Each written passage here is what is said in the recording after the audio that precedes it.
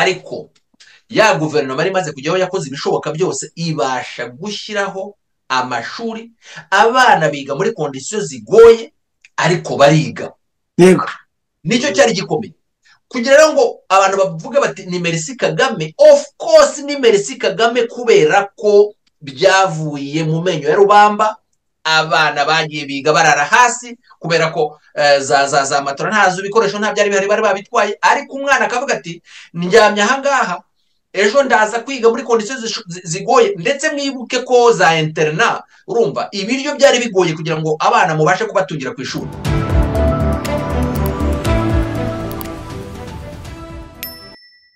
Reka tubasuhuze inshuti bakunzi mukurikira ibiganiro byacu hano ku Gicaniro TV, kuri Rwanda Nordic TV ndetse no kuri Nkaka Damien Channel. Yibasuhuza nitwa Simon Nkumuza. Turi ku munsi wo kuwa mbere, tariki zibaye 9 kwezi kwa cyenda mwaka turacyari muri 2024. Ni ikiganiro Umusanzu. Turagaruka ku kirero, turagaruka ku mugabo bamwe mushobora kuba muzi cyangwa se muri Gaspard. Aherutse gukora ikiganiro kirimo ibinyoma bitandukanye, aho yagarutse ku cyo yise saga imaze iminsi igaruka ku muhanzi akaba n'umunyamakuru Nyarwaya Innocent bakunze kwita Yago. Uyu musore afite itsinda ry'abafana be yise Big Energy. Uyu Musabyimana Gaspard avuga ko ngo iyi Big Energy wayifata nk'itsinda ry'abana b'abasirikare babohoje igihugu, akavuga ko FPR ngo ariyo ibiri inyuma. Nibyo tugiye kugarukaho byo n'ibindi muri kino kiganiro. Gusa reka ntangire mpikaze abo tugiye kubana. Turi kumwe na Bwana Egide Ruhashya, umuyobozi w'Igicaniro TV, turavugana ari mu gihugu cy'Ubwongereza. Bwana Egide, tugwaye ikaze mu kiganiro Umusanzu cya none. Urakoze cyane Muhumuza. Urakoze kudutumira muri iki kiganiro. Hanyuma ndeka nshimire na bagenzi banjye Olivier na Nkaka tugiye kubana muri iki kiganiro. Murakoze cyane. Turi kumwe kandi na Gatete, akaba ari umuyobozi wa Rwanda Nordic TV, turavugana ari mu gihugu cya Denmark. Nawe tugwaye ikaze mu kiganiro Umusanzu cya none, Bwana Olivier. Asante sana Muhumuza. Nagira ngo ngushimire cyane kuba wongeye kutwibuka ukadutumira mu kiganiro, kandi nshimira n'abavandimwe Damien hamwe na Egide. Ndizera ko tuza kugira ikiganiro cyiza. Turi kumwe kandi na Bwana Damien Nkaka, akaba ari we nyiri iyi channel nyine ya Damien Nkaka Channel. Turavugana ari muri Canada. Bwana Damien, nawe tugwaye ikaze mu kiganiro Umusanzu cya none. Murakoze cyane mukagira Imana mwe, twongeye guhura kugira ngo twongere tuganire kuri ibibazo wateguye. Nongeye nsuhuza abavandimwe turi kumwe kugira ngo tuze kugira ikiganiro cyiza. Egide na Olivier, murakagira Imana.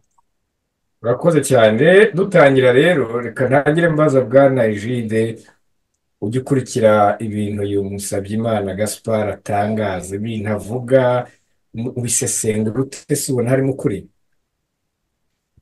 Nta kuri kwaba kurimo, kuko Musabyimana abantu benshi barabizi ko iyo avuga ibintu abiganisha uruhande rumwe.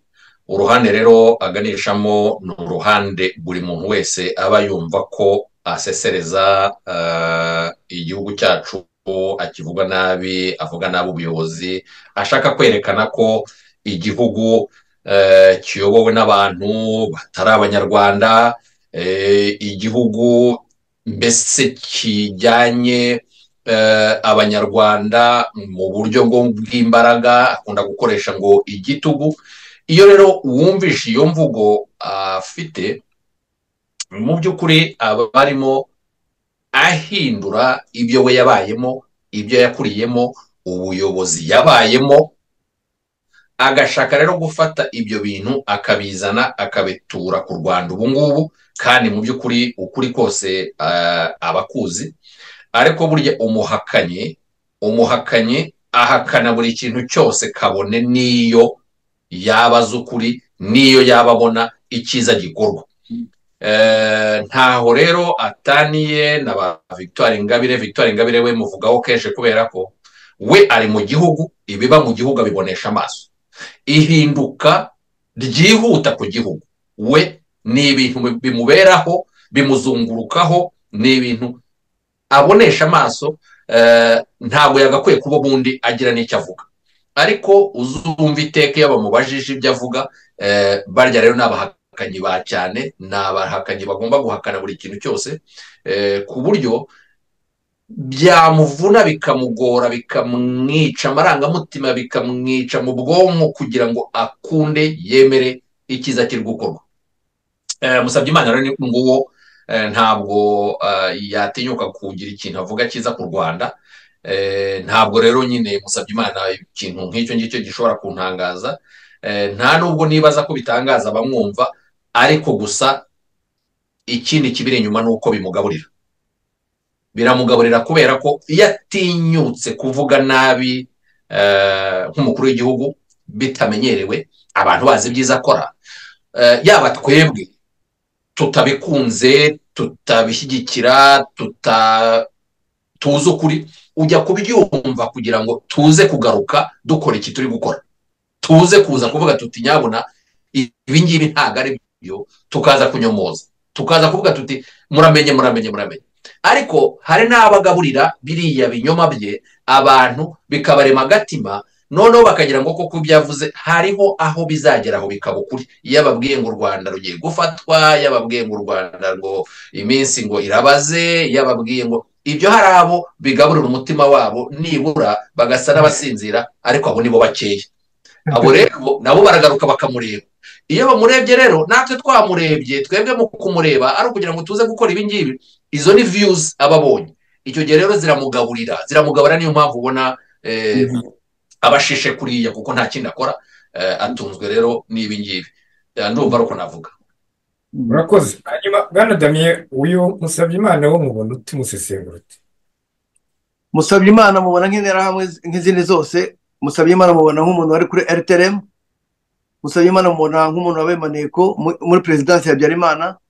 Uwo ni Musabyimana, nta kindi yavuga kitari kiriya. Icyo ni ikibazo cya kabiri. Egide yarabivuze ko ibyo akora n'ibyo yabayemo, babaye mu dutsinda tuyishinzwe ivanguramoko, itsinda ry'abicanyi. Mu Rwanda tolerance zero ku muntu wese ufite amacakubiri. Mu gihe mu ngoma yabo amacakubiri yari igize leta yabo. Mu Rwanda nta muntu uresheje amategeko, ukoze amakosa wese arakurikiranwa, uvuze bitajyanye na gahunda y'igihugu inzego z'ubugenzacyaha ziramukurikirana. Mu gihe wabo umuntu yajyaga ku karubanda avuga ati n'utututsi turi hano twaje gutumviriza, tumenye ko tuzabagirira nabi cyangwa tuzabica, tuzabatsembatsemba. Ibi byavuga ku mugaragaro, ntawe akurikiranwe n'umwe. Mugesera yakurikiranwe ejo bundi afatiwe aha ngaha. Ibyo yavuga byose yavugaga mu Rwanda. Amagambo barayagwiza yavugaga, amagambo bakaramira bavugaga. Amagambo yose bavugaga y'urwango ibishinzwe kumara abandi banyarwanda byavuga ku mugaragaro, bikavuga kuri radiyo Rukumbi yari ihari, RTM yaje kuza nyuma, radiyo Rwanda, bikavuga ku mugaragaro, ntawe uhamagarwa mu nzego z'ubutabera ngo bamubaze. Ibyo avuga ubu rero nibyo babayemo, nta gitangaza kirimo rwose. Muri make nuko nguko. Murakoze. Hanyuma Bwana Gatete, kuki iteka mu biganiro uyu Musabyimana Gaspard akora usanga afata amakuru yo mu Rwanda we akayaherekeresha ibinyoma bigamije kwangisha abanyarwanda igihugu cyabo? Urakoze cyane kumbaza kuri icyo kibazo Bwana Muhumuza. Nk'uko bagenzi banjye babivuze, ntago wavuga Musabyimana ngo ureke ibikorwa bye n'aho yakoze n'uwo ari we, n'ibyo yakoze, inshingano yari afite. Niba Damien yavuze ati Musabyimana yari mu gatsiko cyangwa mu ba members ba board ya RTRM, ni ukuvuga ngo murabizi RTRM radiyo Rutwitsi icyo yakoze mu gihugu cy'u Rwanda. Niba Musabyimana yarakoze muri serivisi ya renseignement, akaba yarakoze muri immigration, akaba nubwo hari abavuga ngo yakoze muri TPR, ruriya rukiko rwakoreraga Arusha rwashyiriweho jenoside yakorewe Abatutsi, bakavuga ko ngo ni impamvu ki baba bataramutaye muri yombi. Ibyo byose ntago bimugira umwere ngo kuba jenoside yarabaye atari mu Rwanda, ariko tuzi babagosora, tuzi n'abandi batandukanye ibyo bakoze kandi jenoside yabaye batari mu Rwanda, imvugo zabo icyo zateje. So Musabyimana rero ntushobora kumuvuga ngo ureke kuvuga n'ibyo yabanje gukora. Ibi rero umbajijeho ngo ni kuki afata ibiganiro byo mu Rwanda yarangiza akabihindura ukundi kuntu. Egide hari icyo yakomojeho, yavuze kimwe hari kugira ngo akora ibiganiro bye ari byo nabyo akuramo amaramuko, kuko kugeza ubu ngubu Musabyimana arabura umwaka umwe ngo yuzuze imyaka 70. Urumva ko ari kuri pansiyo, nta kindi kintu rero akora. Ngira ngo murabibona ko ibiganiro ababirekura buri kanya. Urumva ku munsi arekura ikiganiro, anabishoboye no ku munsi yarekura 2. Biri mu kazi rero, biri mu kazi ke ka buri munsi ubu ngubu akora. Noneho bigahurana nuko ni nkaho arera iteremu yimutse mu cyitwa inkingi.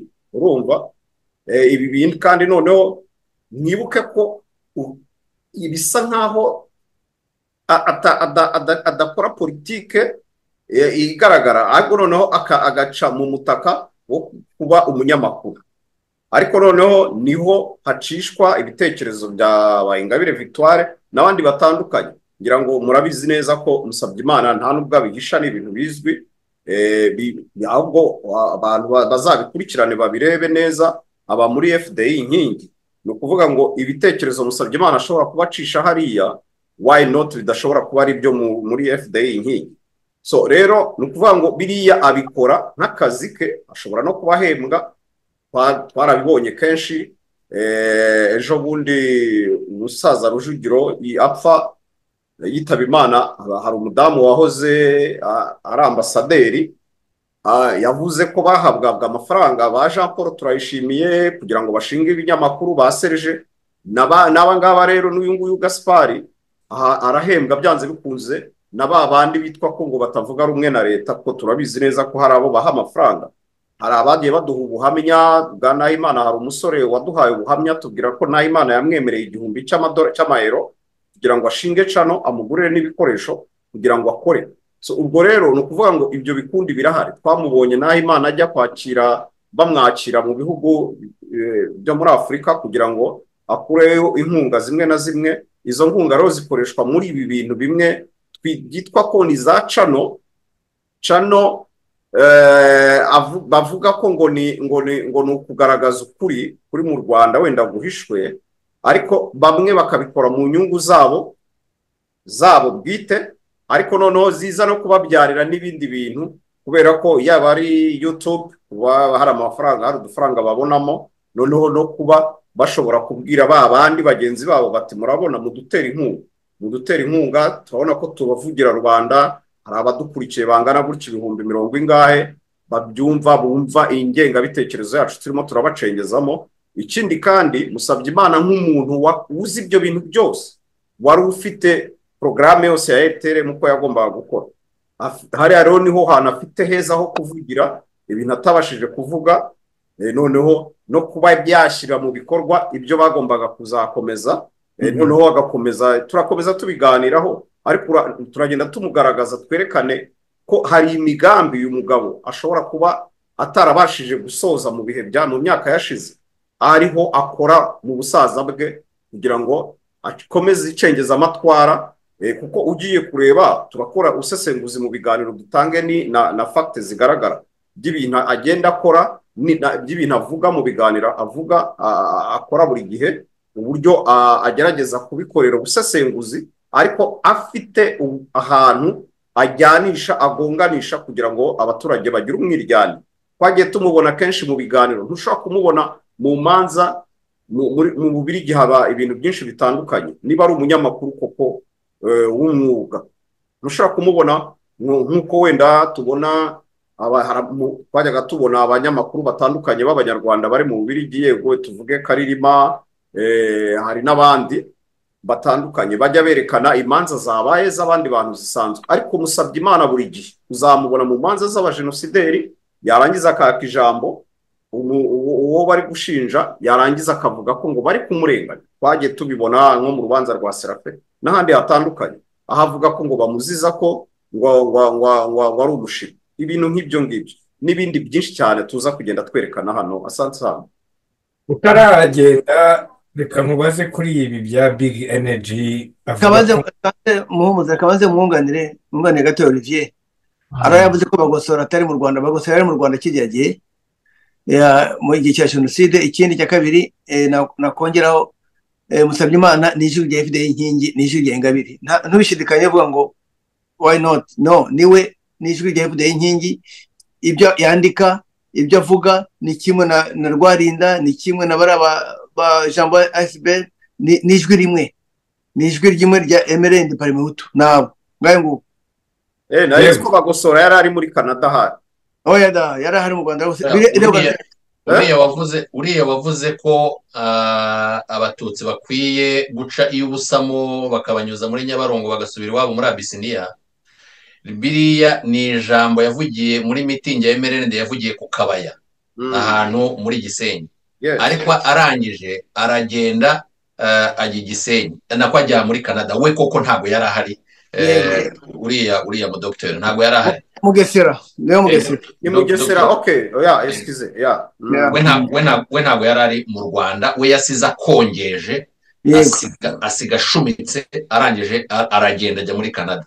Ariko icyabaye cyari cyabaye, imbaraga z'ibyo yavuze zari zigiye.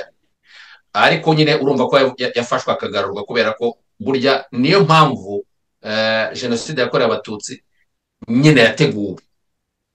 Icyo ni kimwe mu bigaragaza ko yateguwe. Niba amagambo nk'ayo yaravugwaga agatangazwa kuri radiyo y'igihugu ntihabeho ikibazo, ni uko yari yarateguwe, bashakaga kubisakaza. Ariko urumva ko Canada yabikonsideye, agafatwa akagarurwa mu gihugu, akaba yarashyikirije ubutabera, nyine abantu bakaba barahawe ubutabera. Ariko Theoneste Bagosora we yari ahari, yari mu Rwanda. Ahubwo niba munibuka nyine ubwo wenda nakari gaciyemo, niwe muntu wa mbere wakoze interview acyambuka akigera muri Zaire. Igihe rero bamubaza bati ese uravuga iki ku byerekeranye n'abatutsi bapfuye abo mwishe? Nibwo yavugaga ati rero ati niba hariho abanshinja ngaho mubagarure, niba hari abo nishe nimubazane banshinje. Noneho umunyamakuru atangiye kumubaza ati koko, ati tugarure abo wishe hanyuma bagushinje? None nibwo yiranze konte z'ibyo avuze. Nibwo yavuze ati tukomasa mu denigre. Donc ni nko kuvuga ati nawe utangiye ku ni nko kuvuga ati utangiye kunsuzugura. Yumvaga nta wamugeza aho ngaho, ariko nambutse umuhanda none nawe utangiye kunsonga no kunsuzugura, umbaza utuntu nk'uko nguko, kuko avuze ati ati mvuze mbese ngo bazancine abo nishe banshinje. No, ahita byibuka. So ako kana abantu bose bazakibuka nitukavugaho. Impamvu rero namugarutseho nibyo nabwiraga Muhumuza, nagarutse kuri uwo mugabo. Ni ukuvuga ngo abantu ku kibazo nyine wari wambajije cya Gaspard, abantu bavuga ngo Gaspard ngo kuki ataregwa, kuki atagira gutya, kuki atagira gutya. Ahubwo nanjye ndabyibaza, na Dame yigeze kubyibaza ko yarari mu bayobozi ba RTRM tukaba tuzi ibyo yakoze. Yarari mu nzego z'ubuyobozi zitandukanye. Ni ukuvuga ngo hari ibyemezo, hari inama, hari amabanga menshi abitse, hari ibyinshi azi, ari nabyo noneho hari no gukomeza ubu ngubu noneho abikorera kuri za mu magambo make yarashinzwe porogaramu za RTRM. Iyo ushinzwe porogaramu za RTRM ni ukuvuga ngo ibyo Noheli yavugaga nuko iyo gahunda yabaga yemejwe n'ushinzwe porogaramu. Ibiganiro biza gucaho yabaga yamaze kubiha umugisha. So uwo muntu niba ufashe umunyamakuru wavuze kuri radiyo, ijwi rye rikumvikana rikajya hanze, ni ukuvuga ngo yahawe itegeko n'ushinzwe porogaramu. Cyangwa se wateguye ikiganiro urakimwereka aguha gwahedi kw'icyo kiganiro ugitambutsa. Nicyo bivuga. Yarashinzwe porogaramu za RTRM. So nta kuntu nyine ataga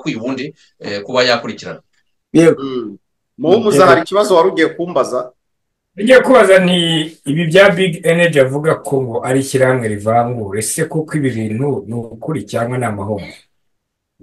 ni amahomvu muhungu, urakoze no kumbaza kuri icyo, kuba ari ngewe uhereyeho ubaza kuri icyo kintu cya big energy. Biriya ni ibintu ugiye kureba, ujye kubareba bose kuri za channel zabo zitandukanye, cyangwa ku bintu kuri social medias bakoresha platform zitandukanye, nibyo bintu barimo barakoresha ubu ngubu bavuga. Babanje gushaka kwikururira, urumva bo umuntu wese mu Rwanda niba agerageje akavuga ati nge ndahunze, cyangwa se sinkiri mu Rwanda kubera impamvu izi n'izi, cyangwa se mvuye mu Rwanda ndahageze mbagezeho mumfashe mwuka byaramwe, ntago bita ku kintu icyo ari cyo cyose. We icyo bitaho ubu ngubu ni na strategy bakoresha kugira ngo bagushuke, bakubwire ko bazagufasha kubona impapuro, bakakubwira bati we vuga ibi, bakabiguha, vuga ibi, urakujyana kuri channel iyi n'izi, hari izwi cyane bakundaga gucishaho abantu, urumva, vuga ibi, noneho nuvuga ibi tuzagufasha kubona impapuro, kuko uzaba uri mu gikundi cyacu cy'abanyapolitiki batavuga rumwe na leta. Ikindi, uyu mugabo biriya we murebe ibiganiro bye byose akora, ni ugushaka kugaragaza ko mu Rwanda hari amacakubiri. Amaze iminsi ibyo bintu ari byo bintu arimo arakora, ni ugushaka kugaragaza ko yabanje kuvuga ku kintu kijyanye na pini, wenda turaza kukigarukaho n'abandi babivugeho. Avuga ko pini ngo ari amacakubiri. Twakoze ikiganiro dusobanura ibijyanye n'ibya pini, tuvuga ko habayeho nyine ni tekinoloji, wenda byaba ngombwa ko mbisubiramo. Habayeho ibipapuro byahabwaga bacitse ku icumu kugira ngo bahabwe ubufasha runaka, yaba ari ukwiga, kwivuza, kubera impamvu za jenoside nabo batikuruye. Urumva, leta ikaba irimo irarwana n'ibibazo byatewe na leta yindi, urumva, ikaba igomba gufasha. Noneho kugira ngo bavuze bati twakagombye ahubwo kuba twinenga tugafasha iyi leta, noneho kugira ngo bibashe no kugera ku bumwe n'ubwiyunge, ahubwo bico bakora ni ukuvuga ngo barashaka ko igishoboka icyo ari cyo cyose kugira ngo basenye ubumwe n'ubwiyunge bw'abanyarwanda. Noneho bagahita bavuga bati rero murebe, nta bumwe n'ubwiyunge buhari, ati iyi big energy ni abana b'abasirikare ba FPR ngo babuze akazi, urumva, ngo urebe ngo amacakubiri arimo, turaza kubireba byose wenda ibyo ngibyo sibyo. Ariko mu by'ukuri abantu bazi iby'imyidagaduro, imyidagaduro yose igira fan, igira abafan cyangwa fan club, turabizi muri za football. Urugero ushobora kumva nka Gasogi, njya numva abafana bayo bitwa ngo niba ari urubambye ingwe, urumva. Gikundiro Rayon Sport ifite abayo, APR ikagira fan club za hehe, Kicukiro za hehe, ziba zifite n'utuzina tundi tugiye turi ku mpande. Tuzi ko abafana ba Bruce Melody bitwa ngo niba ari babita gutera ibitangaza.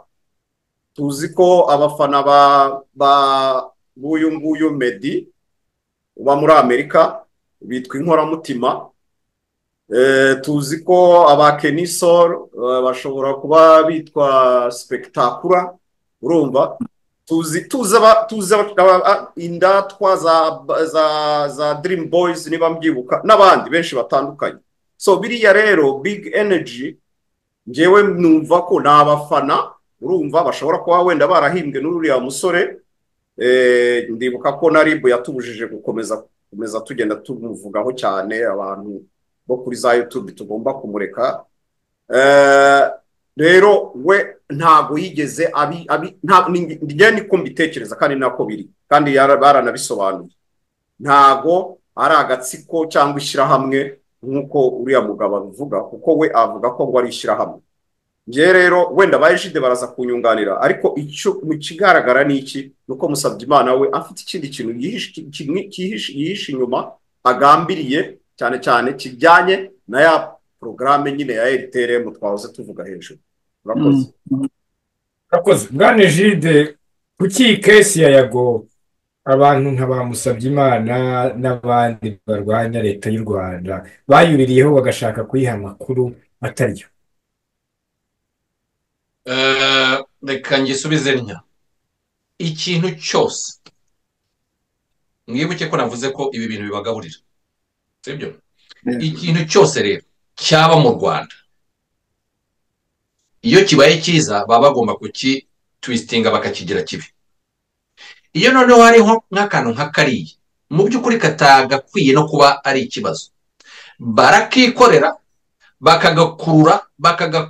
bakagakurura ikintu cyangana no gutya bakakigira gitya niyo mpamvu wabonye n'abitwa nk'abakobwa batangiye kuvuga kwaye ngo ni jewe umuntu yizeraga cyane ngo ni abakobwa babiri kiriya gishubaziko koko uriya mwana w'umuhungu yamushyira mu bantu babizerwa be babiri igishubaziko nka ntuza nka kobwa uriya mwana w'umuhungu mutoya kuriya yamugira ngo mubizi ngo ninjye mu bakobwa babiri ngo turi abantu babiri yizera ngo arangije abarifatije burya iyo uri kuvuga ibintu utakontorora ntabwo umenya ibyo uvuga umaze kuvuga ko uri umwizerwa ariko ku karubanda uvuze ko nta telefone ufite hanyuma n'iyawe urayimuhaye kuko ntayo afite hanyuma ntihashize kabiri arabamagana ababwira ko ibyo bintu atabizi icyo nashaka kuvuga rero ni iki ikintu cyose bakurura bishyira mu buryo nyakubahwa perezida wa repubulika ahabwa n'amategeko mu buryo RDF ikora agize gutya asankisiyonye umuntu asankisiyonye umujenerali bavuze impamvu zabyo umuvugizi w'urwego umuvugizi wa RDF agiye hariya avuze impamvu ibyo bintu byakozwe avuga uburyo byakozwe yemforumye abanyarwanda abandi bati buriye rega bati uzumve biriya byose nicyo nshaka kukugaragariza rero nuko icyavuga uko cyaza uko ariko cyose barakurura bishyira n'uyu mwana rero nuko byagenze nuko babivuze hanyuma nyine barangiza n'ibyo bya big energy reka nkwereka ikintu niba mwibuka ibintu byaje ariko mu kanya gatoya mwabonye ukuntu bahita babisubiza mu buryo ibintu bigahabwa umurongo ibintu by'abakono ntabwo turi bisubiremo muzi ukuntu byahise bigenda mbwira ukuntu abana ngo bavuka ku bantu b'ingabo barwanya urugamba bakabohora igihugu cy'u Rwanda mumbwira ukuntu abo bana bashobora kwishyira hamwe bakita big energy bikaba mu gihugu cy'u Rwanda koko ibyo bintu byakunda ntabwo bishoboka ese kuki abo bana bakwitandukanya n'abandi banyarwanda ese kuki byaba bigomba kubaho ngo n'abana baba bantu nta handi ibyo mu Rwanda bishobora kuba u Rwanda ni igihugu cyahuye n'amacakubiri atandukanye yaba aturuka ku moko yari ariho icyo gihe yaba aturuka kuri za region abantu baturukaho ariko byageze aho bifata n'utundi duce ukajya wumva ngo aba ni abagoyi ni abantu baturuka muri Gisenyi ya ruguru ukumva ngo ni abantu b'abashiru aba ni abaturuka muri za Karago na Giciye urumva wajya kumva ngo aba ni abanyamakoni bari abanyamakoni bari abaki abo ni abo mu Ruhengeri ukumva abo kwa Kanyarengwe bari ukwabo ukumva ibyo ni ibintu byageze aho rejo ubwazo nazo bazicamo uduce ku buryo rero amateka y'u Rwanda y'amacakubiri yabaye igitangaza cyane kandi agera kure ntabwo ubu u Rwanda rwakwemera ko utuntu nk'utwo ngutwo tuza mu banyarwanda ngo umuntu avuge ngo aba ni abana baturuka muri aba nabo none se ubwo niba habayeho abana baturuka muri ba fande barwanya urugamba rwo kubohora igihugu ubwo wambwira ute ko hadashobora kuza noneho abavuga bati natwe mureke dukore ibi ngibi by'abana bagira bati urabyumva ariko umuntu nka Musabyimana agomba guhita agafata nk'ako ngako agakora etikete akaza akayikubita aho ngaho ngo abeshye abanyarwanda ngo ibyo birakorwa abana b'u Rwanda ni abana kimwe abana b'u Rwanda ntabwo umuntu areba ngo mvuka ahangaha mvuka kuri uyu nguyu ntabwo ibyo bibaho so abantu badukurikiye nyabuna Musabyimana iki kintu yavuze mu cyamagane ntabwo ariko bimeze ntabwo ikintu nk'icyo ngicyo gishobora kuba mu Rwanda ngo cyemerwe kize gihabwe intebe ntabwo bishoboka niba mushubije rero Muhumuza ibyo bintu ibyo avuga ntabwo rwari u Rwanda tuzi nkomereza aho ngaho Muhumuza reka nkomereza aho gatoya Damien nkubwira nti iyi kesi Musabyimana avuga ko ngo igamije kuba leta y'u Rwanda ngo ishaka gufunga cano z'abahutu. Ibi ni byo kugira ngo nta nubwo nzi ko abahutu bari mu Rwanda bafite amacano cyangwa bari, ntabwo nzi ko aba ari abanyarwanda bari mu kiriya gihugu bafite cano zabo zitandukanye. Icyo ni cyo kimwe. Cya kabiri nanjye kukubwira, Colonel Ndengeyinka amaze kugera hanze baramubajije ngo kuki uceceka ntugire ikintu na kimwe uvuga ku Rwanda. Arababwira ati icya mbere naje nangaha nzi ko mwasize amacakubiri mu Rwanda mutayahunganye, none nasanze mu Rwanda amacakubiri y'uturere, amacakubiri y'amoko byarahacitse, ahubwo mwabihunganye mufite hano hanze. Ati rero nasanze nta politiki mukora, ahubwo murakemura y'amacakubiri n'ivangura ry'uturere. None wamubazaga aramubwira ati nibura uzapfa gutuka Perezida Kagame umubuze gusinzira. Ati ati natuka Perezida Kagame mu Burayi nkabuza gusinzira ari i Kigali, azi ko musetsa. Icyo nshaka kwereka ni iki ngiki rero, kubera ko bo icyo bashinzwe bariho bakora mu izabukuru, mu by'ukuri bari muri pansiyo, nta kintu na kimwe batakora gituma bibatunga. Ikindi, ntabwo babuze ahantu bakorera politiki, mbese nk'uko babuze bakuriye mu biro. Ni byiza nuko yava mu cyumba cye akava mu gikoni akatereka ka ofisi ku ruhande akicara kuri televiziyo akivuga ibigwi, yumva ko ari message atanga. N'uwo mwanya babonye kugira ngo bigaragaze, kuko iyo tubitabaho baba baribagiranye. Kandi rero aba ngaba ni abantu umuntu akoze mu iperereza ryo mu Rwanda ku bwa Habyarimana, ku bwa Kayibanda, nta kindi yari ishinzwe kutoteza Abatutsi, yari ishinzwe kwica Abatutsi, yari ishinzwe kubabuza ibyangombwa. Ni iryo ryonyine barashinzwe gukora muri iki gihugu. Kubibona rero ko bakibibona muri iyo shusho ntabwo bitangaje. Babyirukiyemo ari abana, babisaziyemo ari abasaza mu myaka ya 70. witwa Rwarinda nako nawe yatanze kuri Twitter nawe avuga ibyo ngibyo ngo big energy, ngo ibintu bya RPF abasirikare. Abikira gitangaje cyabo ni kimwe nuko bavuga ko leta y'u Rwanda igizwe n'abavantara bafashe igihugu, abana babo ne bari ku butegetsi. None kandi mukanye bavuze ngo big energy n'abana b'abasirikare batagira akazi, babuze akazi. Ibyo ni ibicerimo ngo kandi bavuga ko nibo bize cyane, bakwiga bakabura akazi. Se batabura akazi se yajya kuri YouTube akagira fungura YouTube ye imutunze nkuko nawe batunze, akaba n'akazi afite. Se ibi byose ni pansiyo. Narababwiye abangaba iyo bagira ubushobozi bari gutunga imbwa bakajya bayikurura bakayijyana hanze gutembera bakayigora mu nzu, ariko bagize amahirwe babona YouTube ibahemba, babone umwanya wo kuvuga. Muri make ibyo ngibyo. Urakoze Gaspard. Kandi yavuze ko ibyo Dr Murangira Thierry, uyu ni umuvugizi w'urwego rw'igihugu rw'ubugenzacyaha mu Rwanda RIB, aherutse gutangaza avuga ko uwitwa Karegeya ndetse na Jaras ibyo bakora bita ubusesenguzi ngo atari byo, ahubwo ari ukwibasira abandi. Uyu Gaspard yavuze ko ibyo Dr Thierry atangaza ngo asobanukiwe neza, ndetse anaboneraho no kwita impamyabumenyi zahawe abantu ko ngo ari za Merci Kagame. Ibi bintu bisesengura ute Bwana Gatete?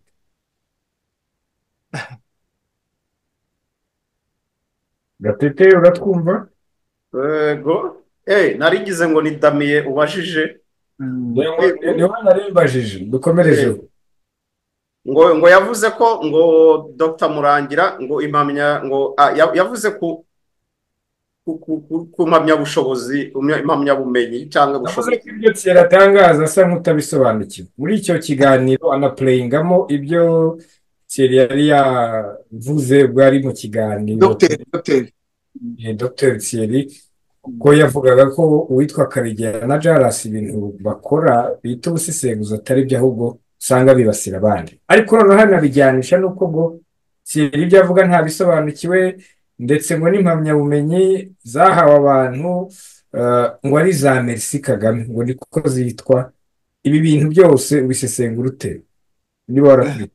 Erega nta kintu ni bya bindi ubura icyo utuka inka. utuka inka ukavuga ngo dore icyo gicebe cyayo. wese afite zingahe?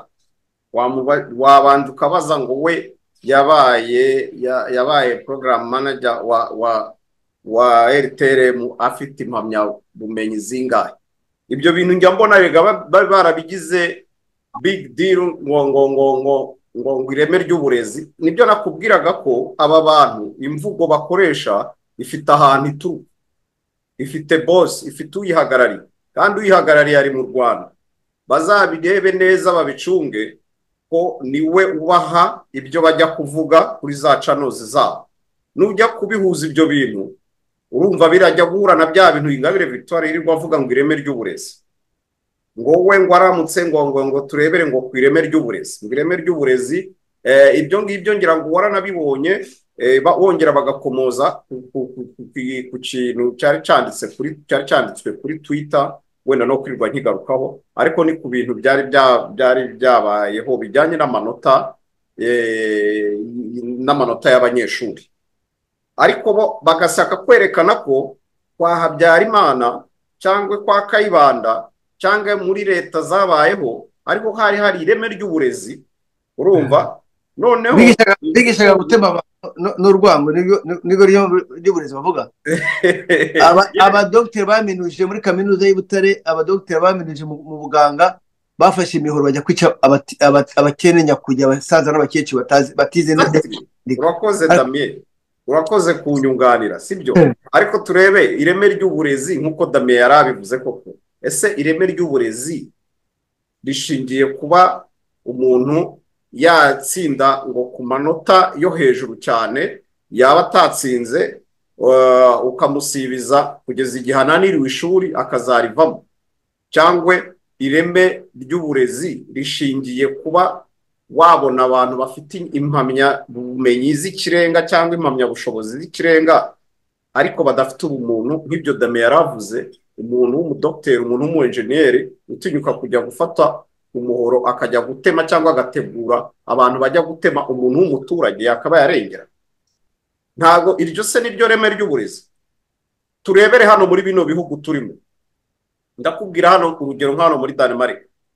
Ntago kuba umunyeshuri atabona amanota ahagije mu ishuri bituma yitwa ko adashoboye, ariko hari icyo ashoboye.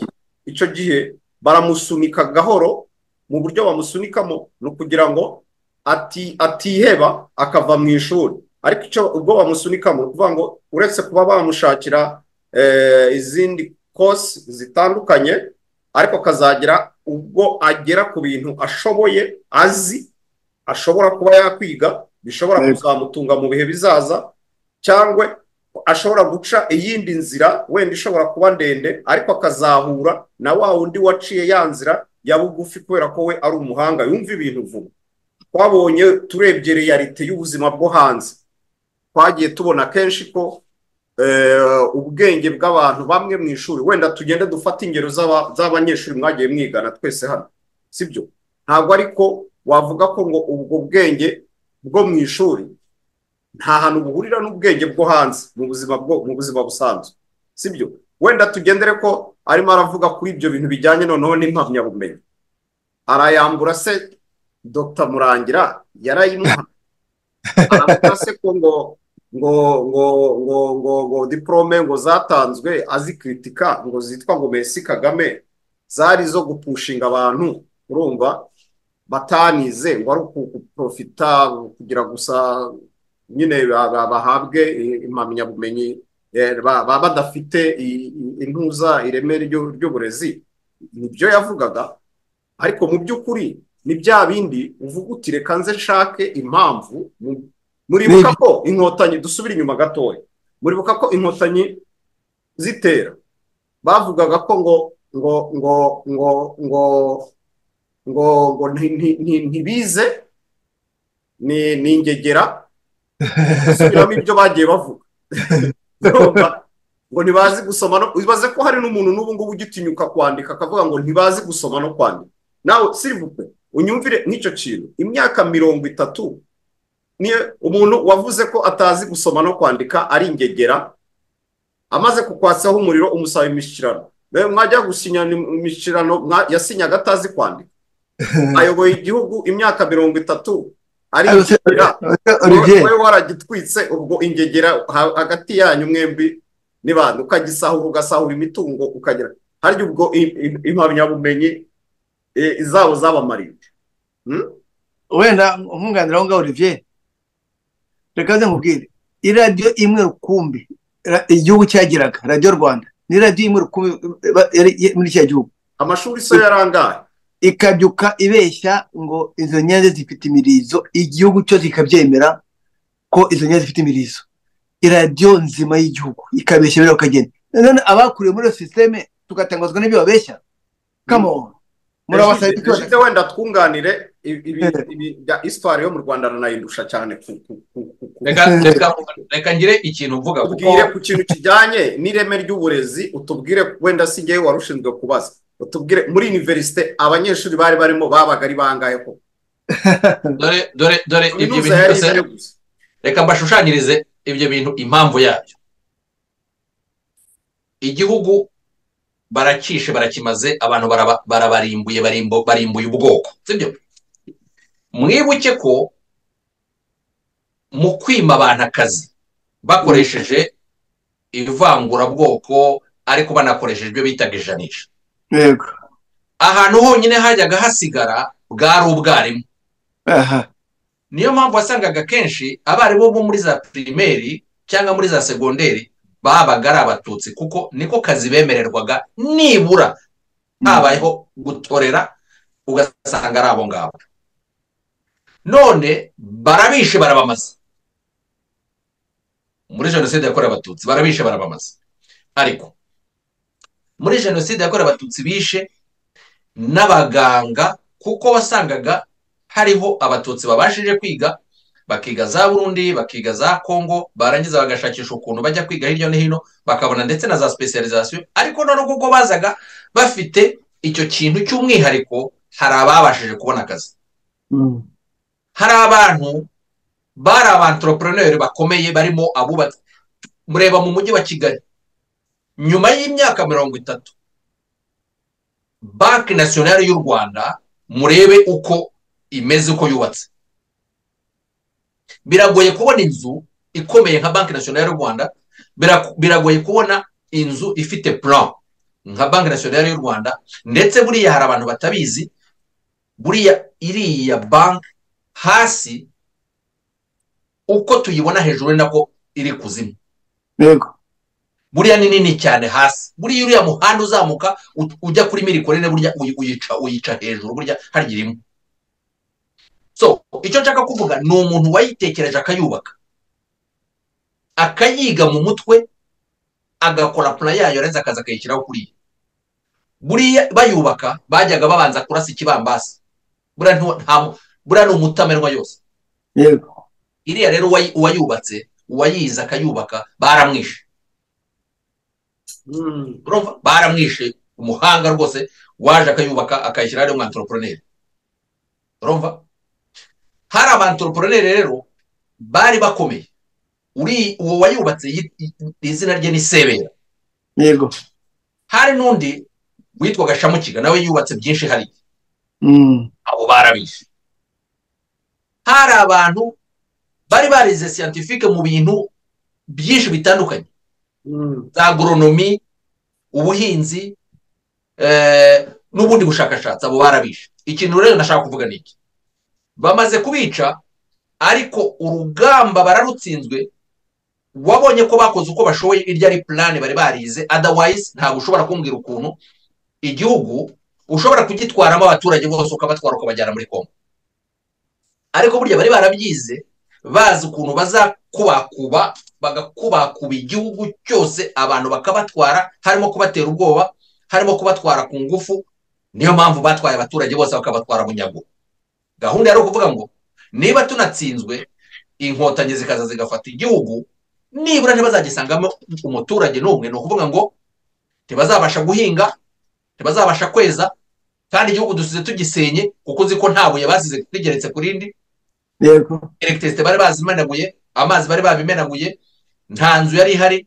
Ni ukuvuga ngo icyo gihugu kitarimo abaturage kikaba kitarimo na infrastructure n'ibintu byose by'ibikoresho bakakwiye guheraho, muri za Minitrampe twabitwaye, mu gisirikare twabitwaye, mu mavuriro twabitwaye, nta kintu gihari. Tuzareba uko bazategeka. Niyo mpamvu wumvaga ngo igihugu rwose cy'u Rwanda cyarangiye completely, ni umuyonga, ndetse rimwe na rimwe batangiye no gutekereza ngo igihugu cy'u Rwanda reka bafate igipande kimwe bacyomeka ku kindi gihugu, ikindi bacyomeka ku gihugu cy'u Rwanda birangira. Ibyo byaratekerejwe. So ibyo birabaye, baragiye, ariko barimo baribaza bati ntabwo bazabasha kubaho, yego ntabwo iki gihugu kizemerwa. Noneho muri bya bintu byose habashije kuvamo guverinoma y'ubumwe bw'abanyarwanda, iraje ibayeho, itangiye guhangana n'ibyo bibazo. yego Ni na bya bindi gushakisha amafaranga, bati nyabuna murebe ukuntu ibintu bimwe byatangira gukora muri za ambasade, diplomasi, turebe ukuntu twatangira kugira ibyo dusobanura. Jean Marie Vianney Ndagijimana akaba yarayatwaye, arayariye. Barabyumva? Ibyo byose byari muri izo gahunda zo kugira ngo bakomeze bashyire igihugu cy'u Rwanda hasi. Ibi rero bavuze ngo ni Merci Kagame, nuko batari bumvaga ko n'amashuri atari kubaho. yego N'amashuri yabaye barayapiye, n'amashuri batwaye ibintu byose byari birimo. Ni ukuvuga ngo ntago bizeraga ko niba abarimu barishwe, ntago bumvaga abarimu baza kuva. Ni ukuvuga ngo niba nta na dokima zari zihari kuko ibintu byose babitwaye, ntago bari bibazaga ngo ese niba aba bantu bagomba no gutangira amashuri baratangirira hehe. Cyane cyane rero ko noneho n'abanyarwanda bari bavuye mu bihugu bivuye hanze, ni ukuvuga ngo i Burundi, muri Congo, Tanzania, hirya no hino, mwari muri mu mashuri atandukanye, curriculum z'ibyo bihugu zitandukanye n'u Rwanda, baraza babigenze bati. Ariko ya guverinoma yari imaze kujyaho, yakoze ibishoboka byose, ibasha gushyiraho amashuri, abana biga muri kondisiyo zigoye, ariko bariga. yego Nicyo cyari gikomeye. Kugira rero ngo abantu bavuga bati ni Merci Kagame, of course ni Merci Kagame, kubera ko byavuye mu menyo ya rubamba. Abana bagiye biga barara hasi kubera ko za matora ntazo, ibikoresho nta byari bihari, bari babitwaye. Ariko umwana akavuga ati njyamye ahangaha, ejo ndaza kwiga muri kondisiyo zigoye. Ndetse mwibuke ko za interna, urumva ibiryo byari bigoye kugira ngo abana mubashe kubatungira ku ishuri, ariko byarashobotse. Nicyo cyangombwa, byarashobotse.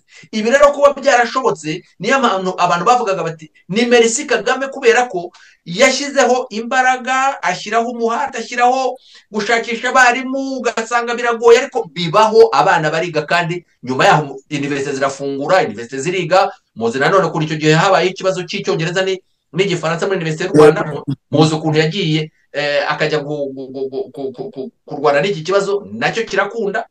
Nyuma yaho abana bariga, kandi baza kuvamo abantu bakomeye. None uyu munsi rero abibazaga ngo batwaye abaturage, abibazaga ngo ubwo burezi ntibuzabaho, abibazaga ngo abana ntabwo bazabasha kwiga bavemo abayobozi beza b'igihugu, ngaho nimumbwire se uyu munsi bya bihugu murimo mushima nibyo se bifite ubuyobozi burenze u Rwanda?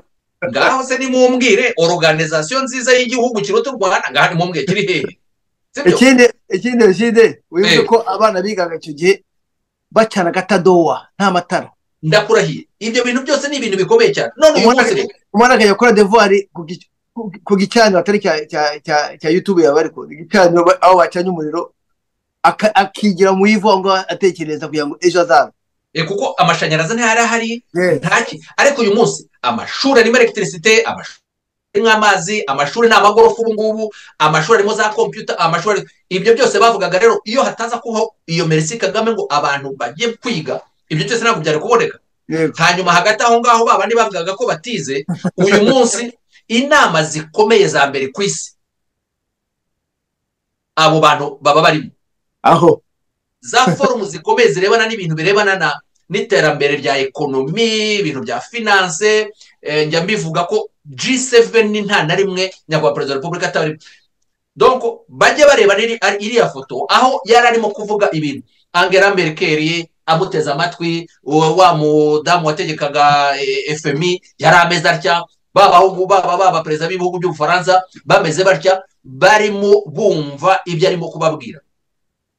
Urabyumva? Iyo foto abantu bajye bayireba batangira gutekereza ibyo bintu. G7 abarimo, G20 abarimo, bibaza ko izo nama umuntu baguma bamuto no kugira ngo bigende bite. Ibitekerezo byiza afite ajyanaho. So Merci Kagame yarabaye, abanyarwanda barishima, kandi mureba aho igihugu kigeze no kubera ko abanyarwanda bize icyo gihe. yego mu mbere yuko tubaza kandi kabazo wenda cyangwa ku yindi ngingo akuri icyo kintu bari bakiriho, abantu batekereze barebe mu mujyi wa Kigali. Ngewe ejo nahoze mbiganira n'umuntu, eji uzi nawe Damien, uzabaze abantu bari mu mujyi wa Kigali, uzi ko abana ntibakirirwa bakora ibirometero, nta n'ikirometero cyo kujya mu mashuri, yaba mu byaro.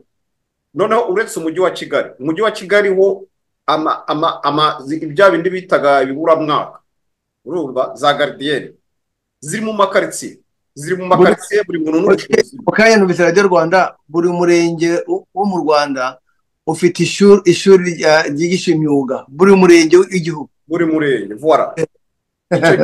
icyo gihe uretse Serayi, urumva, Serayi kandi nabwo abantu kubera ukuntu bacishishaga amashuri, Serayi deja yari yaranavuyeho muri 1994.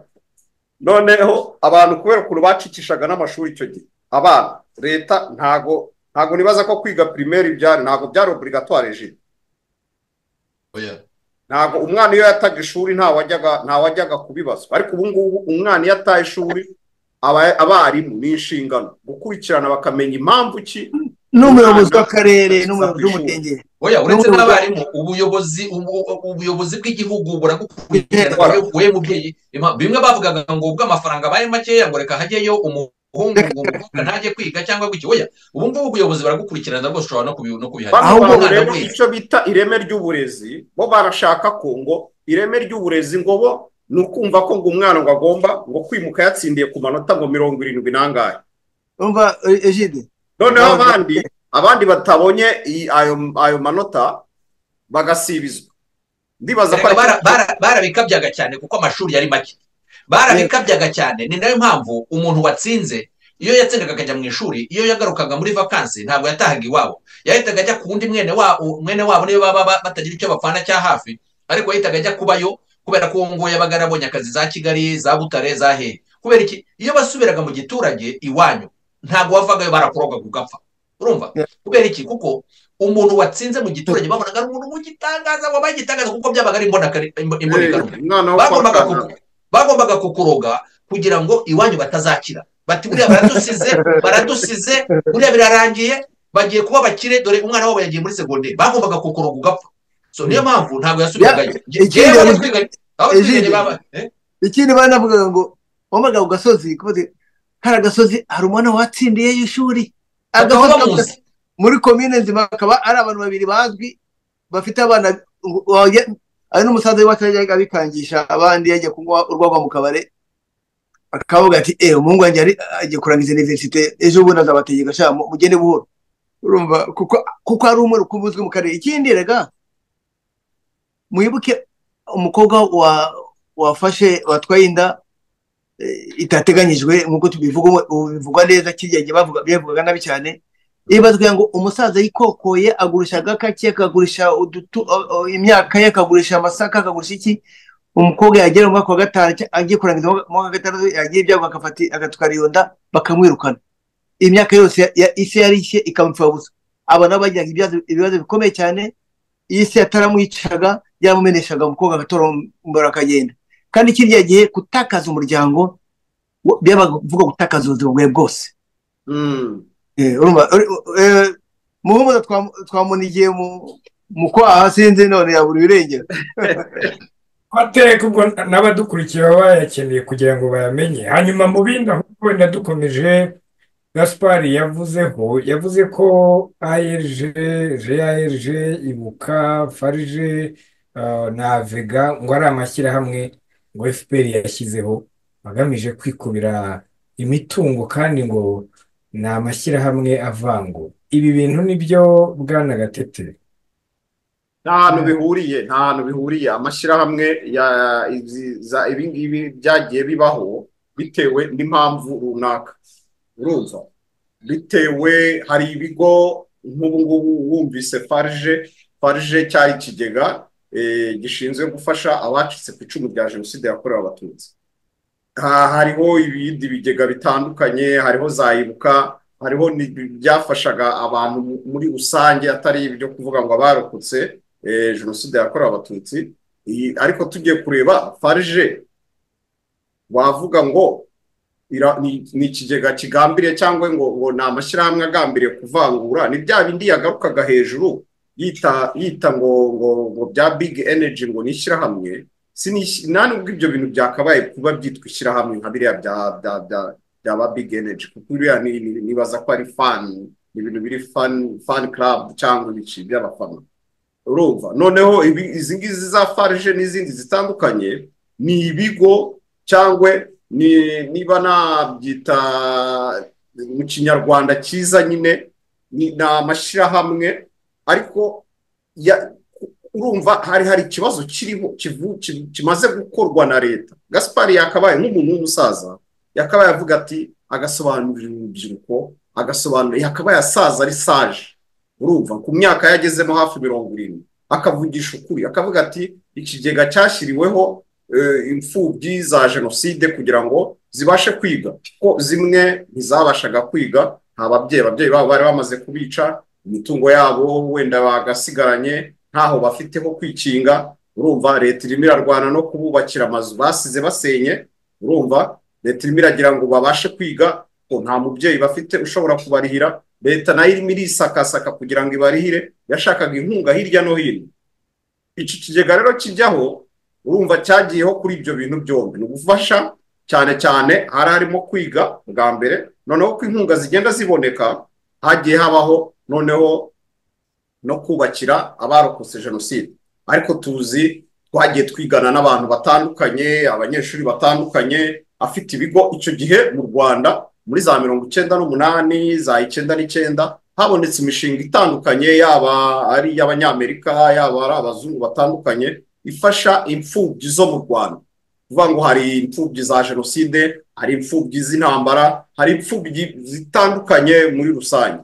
So rero Olivier, kandi nkunganira ngaho, urakoze kubisobanura neza, ariko icyo nashaka kubwira ni kimwe, nuko abana barokotse jenoside yakorewe abatutsi bishwe ababyeyi n'izo nterahamwe zirimo kuvuga ko barimo gutoneshwa. Nta wundi mubyeyi bari bafite, nibuka wari umubyeyi wabo n'igihugu, ariko icyo gihugu cyari gifite n'abandi baturage bagomba gufashwa nabo. Bari bafite inzego zibafasha, baciye mu tugari, mu turere, kugeza ku ntara, kugeza no kuri minisiteri y'ubutegetsi bw'igihugu. Bari bafite uburyo bafashwa. Nta muntu n'umwe wahejwe mu bufasha bwagiye buboneka mu gihugu, uko uburyo bwagiye buboneka kose. Ibyo ntibitindeho rwose, ibyo ni ivangura ryabo, kuko bikorera, babonye ko habayemo kuruganiza abo bantu barokotse jenoside, bave mu bwigunge, bige, bafashwe mu buryo bukwiye. Uko ababakendesheje, ababasize babatindahaje, babasenye imiryango, basenye umutungo wabo, nabo bamusabye Imana n'ubundi. Kuba bikoreye Ibuka cyangwa farije, nta gitangaza kirimo. Ibyo rwose no bitindeho kandi bibe. Ariko ubundi kugira ngo tunabyibazeho, Olivier, uyu nguyu mu kanya turimo tuvuga ko agenda agaha mikoro abantu ngo biregure, bavuga ko jenoside itabayeho. Wa mugabo yitwa nde harya, wa wundi yavuga ngo namushira? Nanderetse nuko. Uriya mugabo uheruka kuburana i Buruseli, akaburana ari kumwe na babasa bose. Bariya abantu ni benshi ajyaga hamwe, batwahirwa Serafe na babasa bose. None se niba uyu nguyu atemera jenoside yakorewe abatutsi ko yabayeho, yakumva ate ayo mashyirahamwe, yakumva ate ibyo bigega bihari kugira ngo bifashe abo bana barokotse, biciwe ababyeyi, noneho igihugu kikaba kibagobotse, hakaba habayeho ikigiye gutuma abo bana barerwa, ejo bakazaba abanyarwanda beza? Urumva yabishyigikira ate? Ntibishoboka, kuko we yumvaga ko nubwo abo babyeyi bapfuye, bagiye, abo bana nyine bazabura kivurira bakabaza mayibobo ku muhanda, noneho igihugu kikazaba cyuzuye za mayibobo gusa, kikabaho ari igihugu kitagira abantu. Ariko nyine igihugu cyo kiraje kiratekereje, habayeho ibyo bigega, babashije kurengera abo bana, abana barize, none ubu mu bayobozi dufite harimo abavuye aho ngaho. Urumva Musabyimana yabivuga neza ati agomba kuza akabivuga atyo, akabyica akabimara kugira ngo abantu bagire ngo niko kuri, ariko ukuri kurahari. Abana barize biga muri kondisiyo zigoye, ariko bariga nicyo cyangombwa. Abana ariko uzi ko hari abana bareraga abana, kubera ko ibintu byari bikomeye icyo gihe, imiryango ntayo. None se ntabwo azi ko byageze aho bagafata n'abana bakajya babaza imiryango ati nyabuna nimushaka ukuntu mukura abana muri za orphelinat, nibura abana bakure bafite ikintu cyo kubona ababyeyi babiri mu rugo. Ugasanga nyine umwana arakuze azi ngo abone ababyeyi be, ariko akazagera agakura agasanga koko baba ntibari ababyeyi be, ariko nibura akabashimira ko bamubereye ababyeyi, papa mama, wa mwana agakura afite ikintu cyo kugira ababyeyi babiri mu rugo, kuko burya ni ibintu bitandukanye. Ibi byose ni ibintu byakozwe n'abanyarwanda Musabyimana adashobora gushyigikira, urabyumva? So ibi bintu rwose ntitukabitindeho cyangwa ngo tubyibazeho, ariko ikintu dukwiye kumva ni iki, ni uko mu by'ukuri bashakaga igihugu, urumva? Ikindi Ejide utajya kure, ikindi buriya impamvu banavuga u Rwanda ubu ngubu ni uko twarugize rwiza nyuma yo kubasize barushenye. Iyo ruba rukiri kurya barusize abantu bataruganize za bariyeri, abantu bagihigana, ntihaba barutekereza. We nta nkuru baba bafite, nta nkuru baba bafite, nta kintu baba bafite. Ariko uzi muhumu, muzabaze Musabyimana cyangwa kino kiganiro ndabiza azagikurikira, ko tutarumva abaza Padiri Nahimana ngo amuhe ikiganiro ko baturanye, ure mwari mu Bufaransa undi ari mu Bubiligi, amubaza ati Padiri Nahimana wavuye mu Rwanda uzira iki, ko wari umuyobozi mu bigo by'amashuri, waziraga iki? Na Musabyimana iyo aza kuba akiri mu Rwanda akimeze gutya n'ibintu avuga ni kuri iriya cano, ntabwo yari kuhamara kabiri, yari kugenda, kuko ntabwo u Rwanda rushyigikiye ibintu nka biriya. Mu byo Nahimana yazize harimo amacakubiri yabibaga ku kigo cy'amashuri aho yari akuriye. Ibyo birazwi, ibiganiro bazabigende babireba. Njye hari ikiganiro nakoze n'uwari wungirije Musenyeri wabaye umuyobozi wa Nahimana, avuga kuri Rudakemwa, avuga kuri Nahimana, avuga ko Nahimana yajyaga mu banyeshuri akajya kubabwira ngo abo ubwoko ubu n'ubu muze aha ngaha mugire gutya na gutya, aburiya bwoko aba ngaba, agakora ku buryo kugeza ubwo ibyo bintu byaje no bivugwa nabo n'igikundi yari yarahisemo, yari arimo ategura. Ibyo barahari. Aba bagabo rero ntabwo baheteze guhinduka, ni kirika nyine igihugu kirimo kirubaka urubyiruko rushya, ariko aba ngaba kugira birabababaza, baravuga bati barimo baradutwara abantu, tuzabigenza dute? Nahimana murabizi ko yigeze kwiyandikira we wenyine avuga ati ikintu kimbabaza nuko abanyarwanda bose babaye inkotanyi, nuko ntawe afite abasha kumanipira kugeza izi saha. So rero muhumuza, aba bagabo bagusobanuriye, barandusha amateka cyane, ni bakuru. Nta kindi kintu uyu mugabo abagambiriye biriya ni ugushaka kwerekana ko nubwo mwadushinje kuri leta yari iriho twakoreye mukadushinja amacakubiri, ariko naba nuko bameze.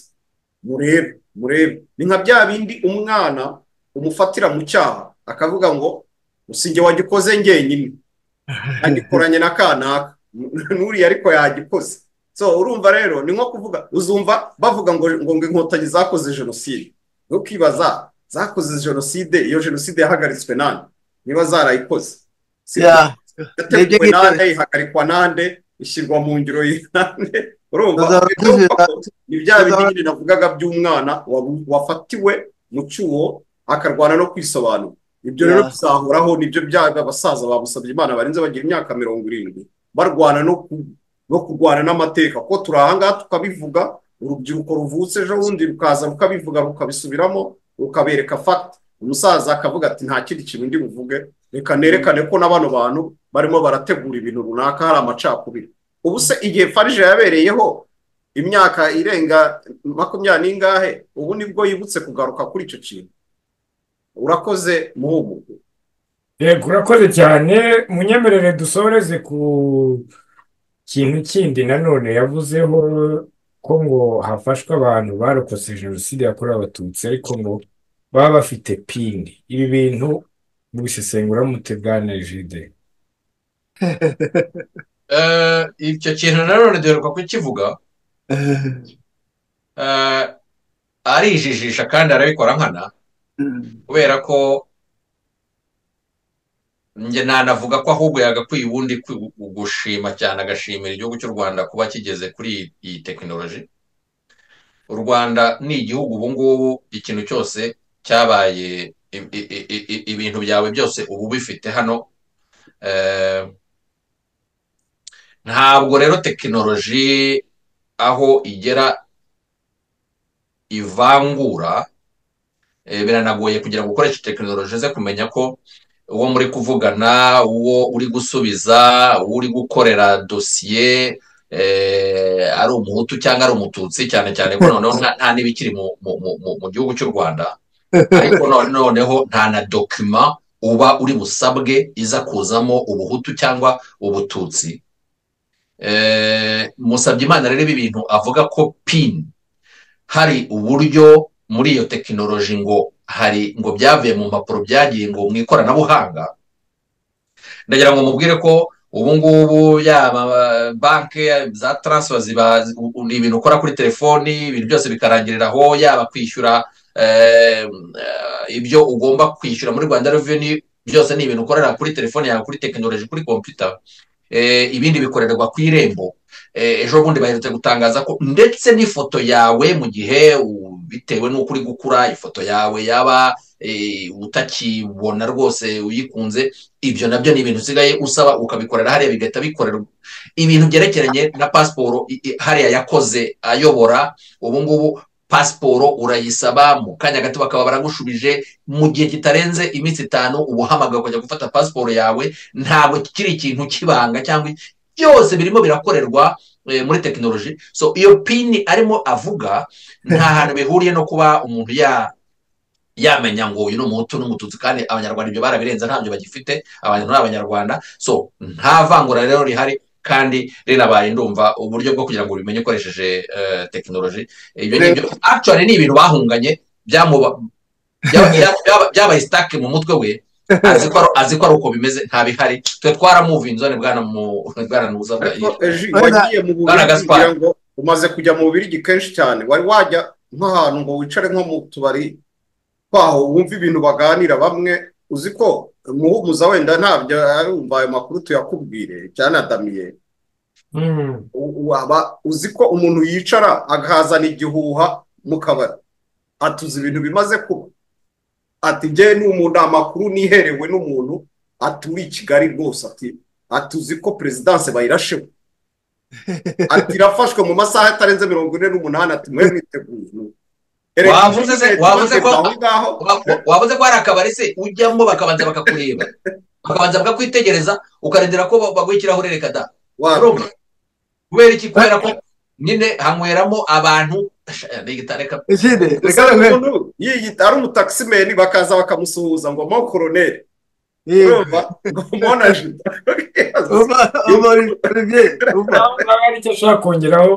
reka nongeye akantu gatoya, kandi ngira ngo turagira umusozo noneho ko amasaha arimo aratujyana. Reka nkubwire ikintu kishimisha ni uko abanyarwanda bari mu mahanga bakora application ku irembo, bashaka irangamuntu, bashaka passport, bagasubizwa. Iyo pin y'ubwoko batayibona kuko uwo bandikirana ntibazi n'icyo ari cyo, nazi ubwoko bwe, nta nubwo bikeneye. Cyo ni kimwe cya kabiri. Iyo ugiye kwishyura muri Rwanda Revenue, ushobora no kwishyura kuri telefone yawe bagahita bagusubiza. Si ngombwa ko ipresenta ngo urebe ko ufite amazura angana n'umusozi cyangwa asogosoye nk'uko babitekerezaga. Ibyo barabihunganye. Ujida bivuze neza, biri mu mutwe wabo. Mu myaka 70 nibyo bakuriyemo, bavukiyeho, babisaziyemo. Rero ikishimisha no kurubyiruko ruri mu gihugu n'urubyiruko ruri hanze rushaka ibyangombwa, dokima runaka mu gihugu, babihabwa ku irembo utanagiyeyo utanahageze. Ibyo birakwereka ko ibyo bavuga ni bibiri umutwe wabo ntacyo bizamarira rwose. Murakagira Imana. urakoze cyane. ugiye kureba niba tugiye kuvuga ngo wenda hazemo cya kibazo cyo kuvuga ngo ni born before computer, ntugerageze no kwiyapudetinga numva, kuko pini kamemu wakagombye, niba atari bya bintu bya propaganda barimo, wakagombye kuko nawe ahaba mu bihugu by'i Burayi akoresha pini mu bintu byose akoresha. Urumva, ntago rero ndeba ni propaganda, ni ntago ndeba uburyo wambwira ko Gaspari atumva pini icyo ari cyo, ahubwo wafite icyo agambiriye muri bya bintu byabo nyine babamo n'ubundi by'amacakubiri. Sorry kuba nari simbutse ugiye bakoze. Yego, ngira ngo ngiye kuvuga ni munyemerere tugane ku musozo, hanyuma ubwo tubwire n'abari badukurikiye ko namwe mushobora kuduha ibitekerezo byanyu muciye aho hasi muri comments. Hanyuma ikindi, niba uri mushya kuri imwe muri izi YouTube channel, kanda subscribe ndetse no kuri inzogera ya notification. Wakoze cyane Bwana Gilles Ruhashya kubana natwe mu kiganiro. urakoze cyane Muhumuza, wadutegura ikiganiro cyiza. Ndashimira cyane abo twabanye mu kiganiro, bagenzi banjye nka Kana Olivier. Nshimire namwe mwese mwadukurikiye aho muri hose, kandi mbifuriza ibihe byiza. Urakoze. Twari kumwe kandi na Damien Nkaka. Bwana Damien, wakoze cyane kwitabira ubutumire bwacu. Murakoze cyane, kandi icyo nakwibutsa urubyiruko rwacu nanone, wenda akantu gatoya, bo kurangazwa n'ibintu biri kuri social media bibabuza umwanya wo gukora ibibafitiye akamaro. Umuntu agasanga ashize ukwezi bavuga ku kintu kimwe, none ikindi cyaharawe ngo umuntu yafashwe yanagira atya. Biriya bintu birangaza abantu bidafite icyo bibamarira, bakore gahunda zabo zibabeshejeho. Mu gihe izi nterahamwe ziri hanze aha ngaha turarwana nazo kuri social media, abane bibereye mu bintu by'umurengo gusa by'umwijuto bitafite akamaro. Please, turabasaba rwose bakore ibibafitiye akamaro, bamenye n'umwanzi barwana nawe uwo ari we, aho kugira ngo barangarire utuntu tw'ubusabusa tw'umwijuto tubafitiye akamaro. Nibyo nakongeraho, kandi murakoze. Urakoze. Twari kumwe kandi na Bwana Olivier Gatete, nawe wakoze cyane kwitabira ubutumire bwacu. Asante sana Muhomu. Damien Nkaka arantangaje cyane, wagira ngo yansomye mu bwonko ikintu nari buvugeho asa kivuga neza precisement nkuko nagomba kubivuga, ko numvaga ndi bugire urubyiruko inama. Rero nagira ngo ngushimire cyane kuba wadutumiye mu kiganiro. Ntacyo ndi burenzeho, kuko Damien yakivuze icyo nashakaga rwose kugarukaho, kuko nicyo kintu kirimo kira trending ubu ngubu. Urubyiruko rurimo rurata umwanya nyuma y'uko havuyeho inkuru y'uriya muhungu. Ubu harimo harazaho ibindi biri aho ngaho bitabafitiye akamaro. Usanga umuntu apfusha ubusa amabega ye n'amagigabyte ye mu bintu biri aho, ku buryo naho umuntu agera agahimba n'indirimbo, akajya muri studio agakora mu ndirimbo ngo yakanaka ngo yafashwe, undi agakora video nawe ari gukina scene ngo yaryama hasi ngo n'ibintu. Sinzi ukuntu umuntu wavuga arataka ngo avuge ngo amafaranga ngo yabuze, ngo ibiki byabuze. Urimo urafata internet wakabaye wenda uri gukoresha mu bindi bintu biza kubyara akanyungu gakeya, mu kanya wenda ikaza kugushirana. Ni wa muntu wari ugukeneye kuri WhatsApp, wenda wari kuguha 20,000 cyangwa 10,000, yakubuze kubera ko wavuye kuri internet, kubera ko wamaze kuyikoresha urimo urakora video cyangwa downloadinga video zitari mu gice zikungo. Asante sana.